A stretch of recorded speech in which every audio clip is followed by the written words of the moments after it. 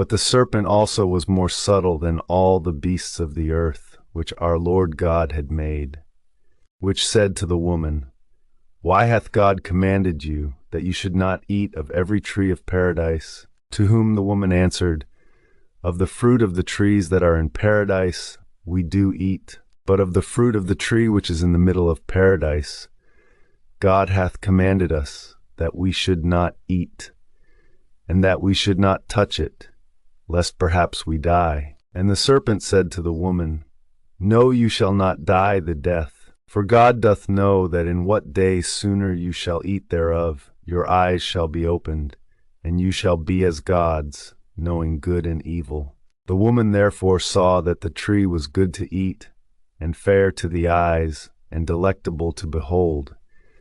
And she took of the fruit thereof, and did eat, and gave to her husband, who did eat. And the eyes of them both were opened. And when they perceived themselves to be naked, they sewed together leaves of a fig tree, and made themselves aprons. And hearing the voice of our Lord God walking in paradise at the afternoon air, Adam hid himself, and so did his wife from the face of our Lord God, amidst the trees of paradise. And our Lord God called Adam and said to him, Where art thou? Who said, I heard thy voice in paradise, and I feared because I was naked, and I hid me. To whom he said, And who hath told thee that thou was naked, but that thou hast eaten of the tree, whereof I commanded thee that thou shouldest not eat? And Adam said, The woman which thou gave me to be my fellow companion gave me of the tree, and I did eat. And our Lord God said to the woman, Why hast thou done this?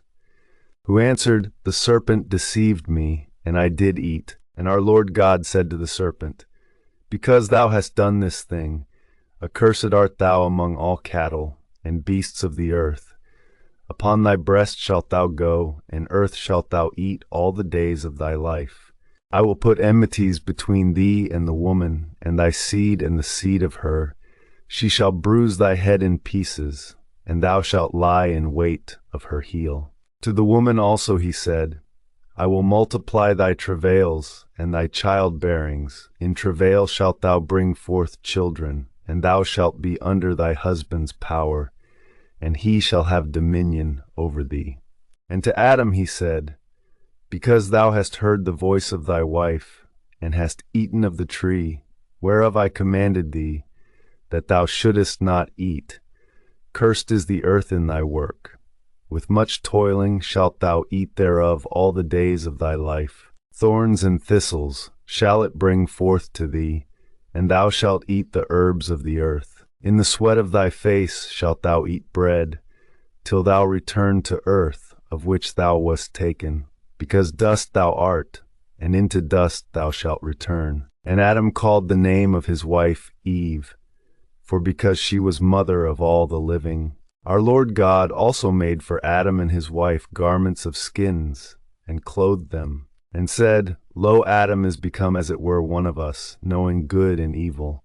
Now therefore, lest perhaps he reach forth his hand, and take also of the tree of life, and eat, and live forever. And our Lord God sent him out of the paradise of pleasure, to work the earth of which he was taken. And he cast out Adam, and placed before the paradise of pleasure cherubims, and a flaming and a turning sword, for to keep the way of the tree of life.